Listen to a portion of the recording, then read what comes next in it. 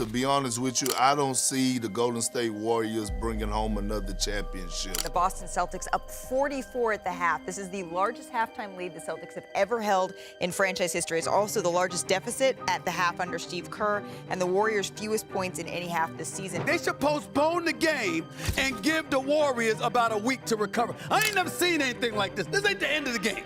This is halftime. On the 3rd of March, 2024, a not-so-gold thing happened to the Golden State Warriors. The Dubs were hit with probably the most humiliating defeat in their franchise history as they fell by 52 points to the Boston Celtics. But fast forward to just 4 days later, and the Warriors flipped the tables for a massive victory against the Milwaukee Bucks with one of their most impressive all-around performances all season. Well, that's just how it's been with the Warriors this season. It hasn't been easy, to say the least. Sure, the experience is still there, but with a mixture of youth, the mission to balance the equation looks like an uphill battle. So, how exactly can they have a shot at glory again? Let's break it down for you. Since the Warriors' last championship back in 2022, everyone really thought it was over for their famous dynasty. Sure, players like Steph, Klay, and Draymond still remain, but it wasn't ever the same as the franchise moved towards developing younger talents. It's been a tough year or so for Steve Kerr and the Dubs. Last season, the Warriors were 44-38 and finished 6th in the Western Conference and only going as far as the Western Conference semifinals. Not much was expected going into this season, with the Warriors just grabbing what they thought were merely average picks at the time during the 2023 NBA draft with players like Brandon Podziemski and Trace Jackson-Davis. Around 40 games into the season, it looked all but over for the Dubs. They were sitting at 18-22, their defense was in shambles big time, and they were basically kissing their playoff hopes goodbye.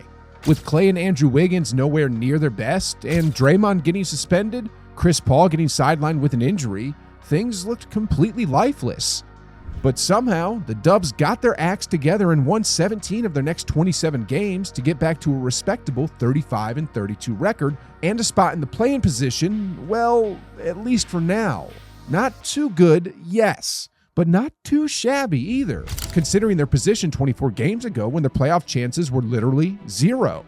Their slow but steady progress hit a roadblock against the Celtics as they fell to a 140-88 defeat, and it looked really bad for the Dubs. 52-point margin of victory, the third largest in Boston Celtics history. Steph, of all people, only scored 4 points. Maybe we should take it with a grain of salt considering how hot the Celtics had been all season, and it was their 11th straight win. But after that 52-point loss, the Warriors flipped the script big time. They came out swinging against Milwaukee like nothing ever happened. They didn't just win, they crushed it, winning by 35 points against a Bucks side that was on a hot streak with 6 wins on the bounce. But Golden State put a stop to that. They scored 40 points in the first quarter alone, and by halftime, they were up by 20 points, leaving the Bucks scratching their heads. Sure, Milwaukee tried to claw back in the third, but the Warriors weren't going to get 2 embarrassing losses in the space of 4 days, and another loss against the Bucks after their last showdown in January. Steph was the main man, as always, notching 29 points while sinking 10 of his 18 shots. There's a big reason he's the main man, as he's currently averaging 27 points this season. Jonathan Kuminga also stepped up big time with 20 points. Klay came off the bench and contributed 10 points and 4 rebounds, while Wiggins returned to action, chipping in with 3 points after missing a few games. It was a statement win, and while it didn't affect the standings as much, it showed that the Dubs can take on any team on any good day in their best form. Golden State stood the ground, containing Giannis Antetokounmpo and handling everything the Bucks threw at them. After that big win against the Bucks, their inconsistency continued as they stumbled against the Bulls and then the Spurs, but bounced back strongly to take down the Spurs just 2 days later. They lost to both the Mavs and the Knicks, and a victory against the Lakers in between at the time of this video. They currently sit at the last spot for the play-in, but the season's far from over. With just a handful of games left, they might just sneak into the automatic playoff spot, and we know how good they can be at that stage when they want to.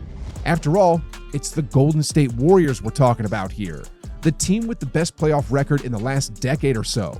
They've got the team to do that, and it's not just Steph or Klay. You see, with Steph being the primary scoring machine as you'd expect, the Dubs were missing that extra hand to be a backup and support him. Klay and Wiggins weren't exactly filling the void this season. especially Klay. I never, ever in my wildest dreams would have thought I've reached a point where I'm looking at Klay Thompson and associating him with anything bad when it comes to shooting the basketball. But that's where we are right now. So Coach Kerr had to fall back to his bench, and Jonathan Kuminga stepped in to fill that void. During Draymond Green's suspension, Kuminga entered the starting lineup and was averaging a solid 18.4 points per game. And it's not like he just magically appeared out of nowhere. Kuminga always had potential to shine, and he certainly took advantage of the opportunity. He became the team's second leading scorer during that span, and he showed off some serious productivity on the court. It's safe to say that his growth this season has been a game changer for the Warriors, and you could see it in action against the Bucks in that big win. Kuminga brought that much-needed firepower to add to Steph's. While Steph, as usual, was busy getting all the spotlight with his early scoring spree, Kuminga was quietly making waves on the offensive end. I mean, he was all over the place, driving to the rim with that trademark ferocity, making the Bucks' defense look vulnerable. The Warriors certainly need more of that energy from their number 7 pick in the 2021 draft if they want to keep their playoff dreams alive. Kuminga thrives in that Warriors offense because of their emphasis on spacing. Whether he's driving to the rim or pulling up for a mid-range jumper, he knows how to capitalize on those openings. Check out his speed and athleticism on the fast break. Curry throws it ahead, finds Kuminga, tracks it down there to Thompson and throws it in. Look how quick he is to get that pass and drop off the assist to Klay. With this speed, he leaves defenders in the dust before they even know what hit him. Kuminga is also a magnet for fouls, averaging 4.1 attempts per game, second only to Steph. And he's knocking them down too at a career best 73.9% rate of free throws. But it's not just about his scoring. Kuminga's presence in the paint forces defenders to collapse, opening up sweet opportunities for his teammates. But it's not just Kuminga who has been the breakout star this season. Brandon Podziemski is proving to be the rookie that Golden State wished they could have every year. When Coach Kerr slid Podziemski into the starting lineup to replace Klay before the All-Star break, there was a ton of speculation. Let's be honest, swapping a rookie for an All-Star isn't the easiest thing to do. But this change actually showed the rise of the number 19 overall pick. You see, in his 14 outings before getting into the starting lineup, he was averaging 12.2 points, 6.6 rebounds, and 5.1 assists per game off the bench. Quite the incredible numbers for a rookie. In the game that followed after, he scored a career-high 25 points along with 7 rebounds, 8 assists, and 5 for 5 shooting from deep.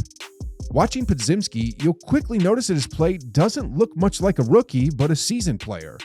He's got the IQ on and off the ball, and his offensive game is up there among fellow rookies this season. Plus, his defensive game is on point for a 20-year-old point guard, leading the league in charges drawn this season. With his off-the-dribble movement and defensive abilities, he's bringing a whole new dimension to the Warriors' offense and all-around play. Looking back at that Bucks game, Podziemski and Kuminga were literally the Warriors' best players on the night. Well, apart from Steph. Podziemski finished with 23 points on 71.4% shooting, including 3 of 5 from deep. Pods is getting plenty of minutes for a rookie and might just be the perfect replacement for Klay in the end. But Pods ain't the only rookie who is turning things for the Warriors this season. Trayce Jackson-Davis is showing up big time for the Warriors, averaging 7 points, 4.2 rebounds, and nearly a block per game in the 54 games he's played this season, and he's doing all that in just over 14 minutes of action. That's also some serious productivity off the bench. Going back to that Bucks game again, and we did say that the Warriors had Giannis on lockdown, but a big part of that was Trayce Jackson-Davis. Man, there's certainly some serious potential in Jackson-Davis, and he can add that second defensive unit to the team. We all know that it ain't easy for a rookie to find their footing in the NBA, but Jackson-Davis is proving he can play. And the Warriors certainly need all the firepower they can get from all angles. Take that matchup against the Bucks, for example. The bench came through in a major way, outscoring Milwaukee's by a whopping 53-30. With this mix of experience and youngsters in the roster, you could make a case that the Warriors are looking stronger, not yet there, but they are slowly getting there.